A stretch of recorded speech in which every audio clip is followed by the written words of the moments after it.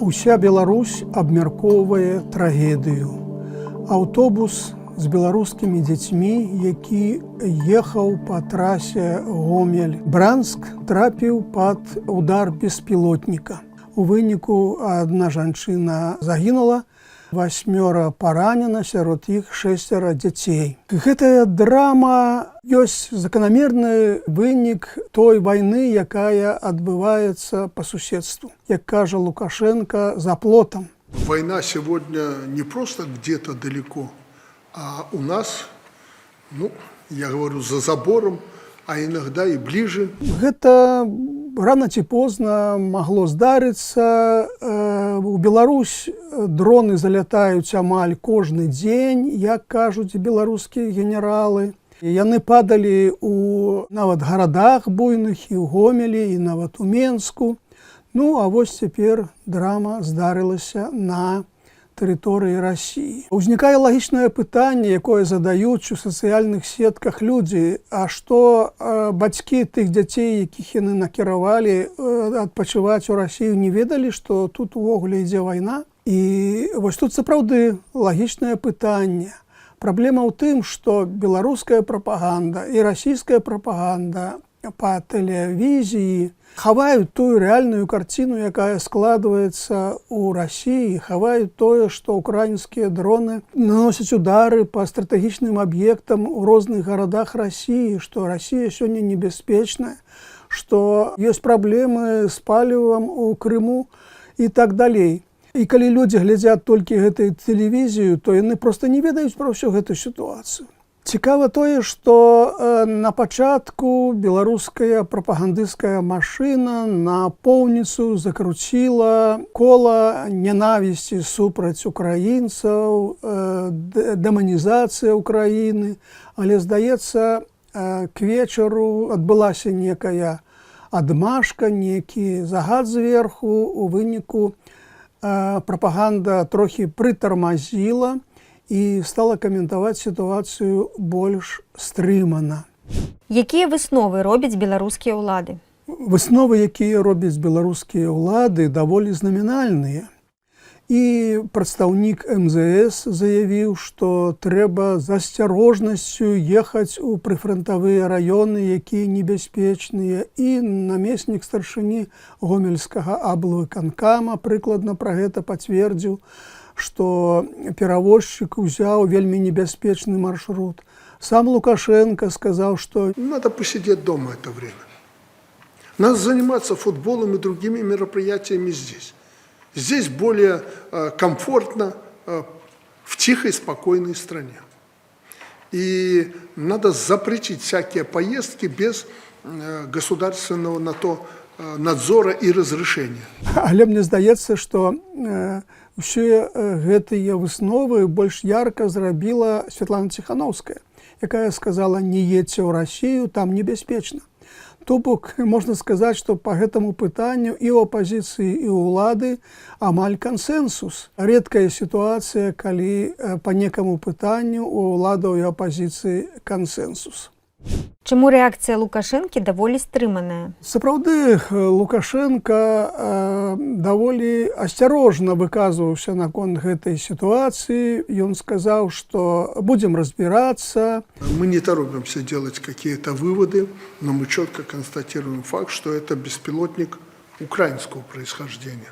Если нас кто-то провоцирует и пытается, как некоторые говорят, тянуть в войну, думаю, что это плохо обойдется тем, кто это пытается сделать.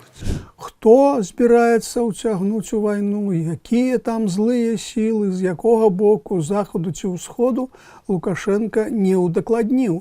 Але вось сама выснова, што Беларусь воевать не хоча, яна даволі паказальная.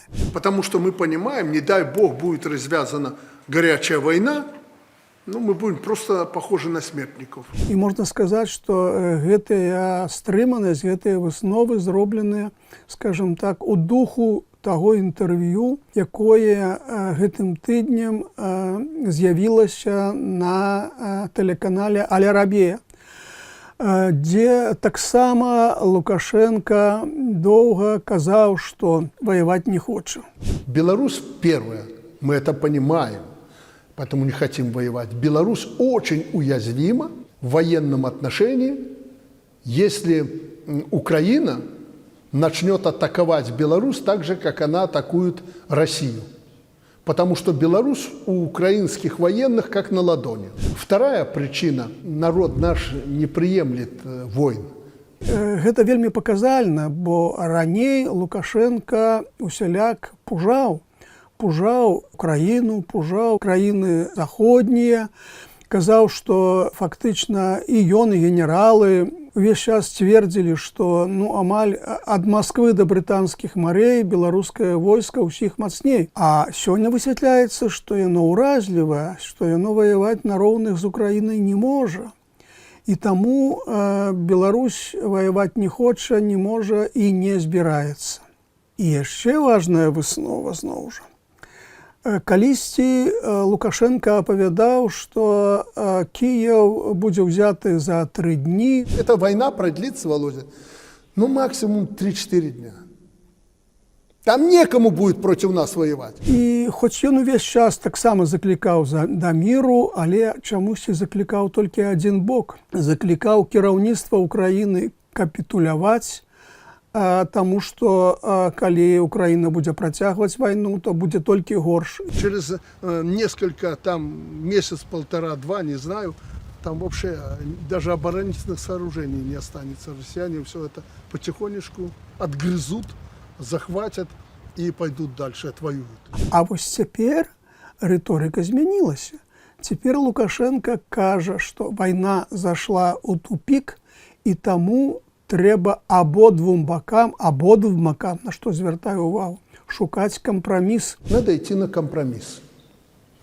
Если мы хотим закончить эту войну, одна сторона и другая.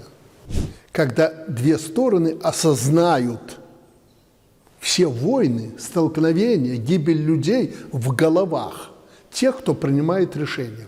Вот если они осознают с одной и с другой стороны, что все, тупик, дальше нельзя, дальше будет эскалация, и еще худшая будет ситуация. Вот если это в головах воюющих и сторонников их сложится, значит, можно достичь этого компромисса. Мне падаецца, што гэта пазіцыя даволі моцна адрозніваецца ад той пазіцыі, якую занимае прэзідэнт Расіі Владзімір Пуцін, які настойвае на працягу вайны, што б там не было.